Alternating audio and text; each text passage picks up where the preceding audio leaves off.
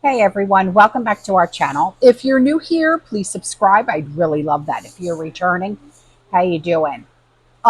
We have quite a few things to talk about right now. And the first thing is on Tuesday, Israel conducted an airstrike, okay, in Beirut. And they got the top Hezbollah commander. The following day, the political leader of Hamas was taken out in Tehran in a targeted attack. All right.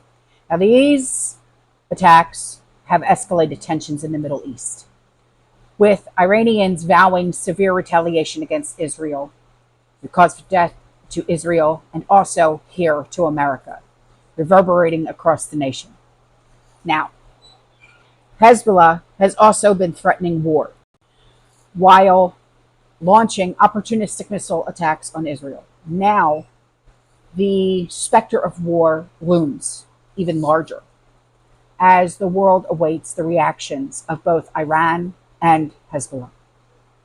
Now, this has all been a part of Israel's broader strategy to disrupt the operational capabilities of militant operations and also to send a strong message of deterrence. Each assassination has prompted significant reactions from Iran and also its allies, who have vowed to retaliate against Israel and also its interests. Now, the second thing that I'm going to talk about is that there was an ammonia leak in Virginia at a food manufacturing plant that has prompted hazmat response and a mass casualty incident declaration. Numerous emergency personnel and other agencies, including hazmat, are on the scene at a manufacturing facility that's located in Sterling, Virginia, following a mass casualty incident. According to emergency officials, approximately 20 people are being evaluated right now after being exposed to hazardous and toxic chemicals that were released by a failed valve on a large ammonia tank. And the affected individuals are receiving immediate medical attention, and the cause of the valve failure is under investigation, and the situation is still developing. Now, the third thing that we're going to be talking about has to do with the second thing, but in a different part of the country. There was an enormous ammonia leak at a business located in North Attleboro, Massachusetts. 7 people were hospitalized. 1 employee reportedly sustained critical injuries, but is expected to survive, thank God.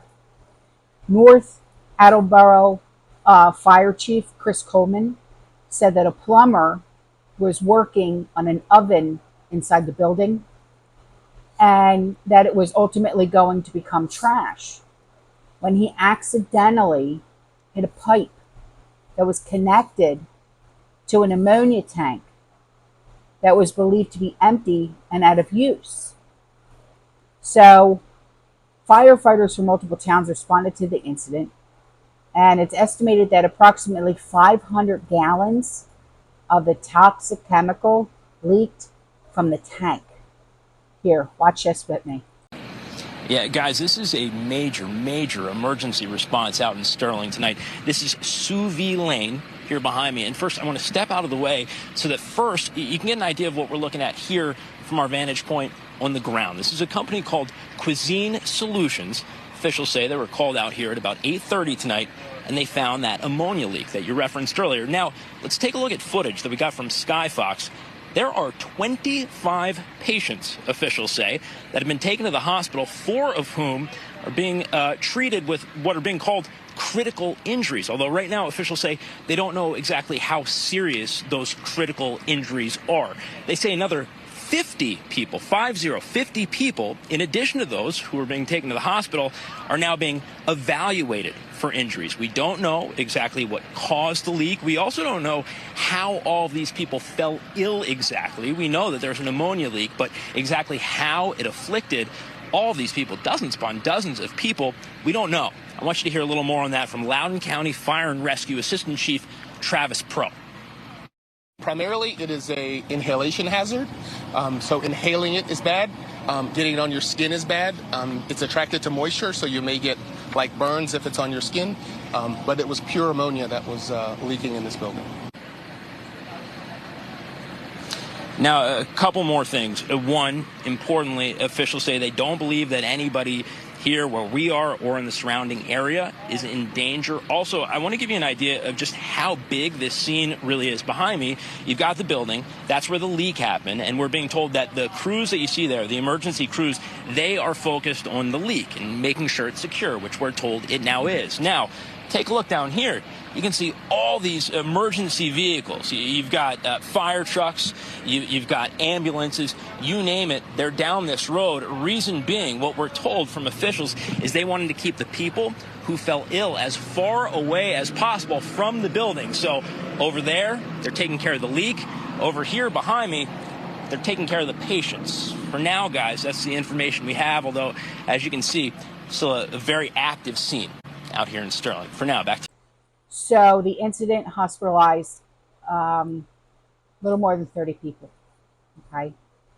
So the fourth and last thing that we're going to talk about is referring back to the first thing that we talked about. Delta Airlines and United Airlines have canceled flights to Israel, citing fears of wider conflict in the region. A United spokesperson said that beginning with this evening's flight from Newark Liberty to Tel Aviv, we are suspending, for security reasons, our daily Tel Aviv service as we elevate our next steps. Delta will cancel flights between New York JFK and Tel Aviv at least through August 2nd. British Airways and German airline Lufthansa have also canceled the flights to Israel. All right. So that should give you guys a little bit of insight on how bad it's really getting over there between Israel and Iran and like that whole area. So will it come over here?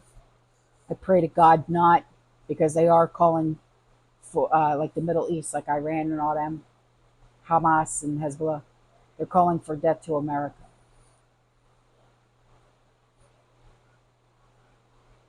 God help them if they come over here, if they step foot. I pray to God that it doesn't happen.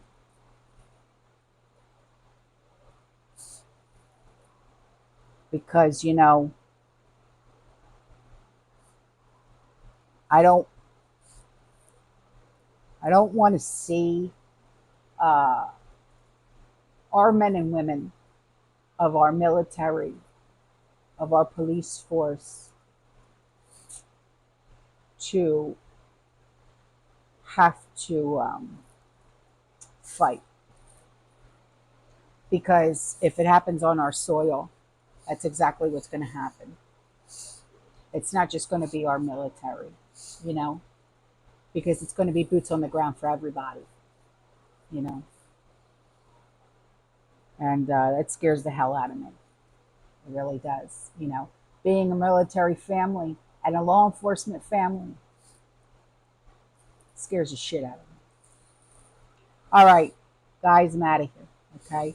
I'll see you guys in the next one. You stay safe, stay positive, you keep prepping, and as always, fear less.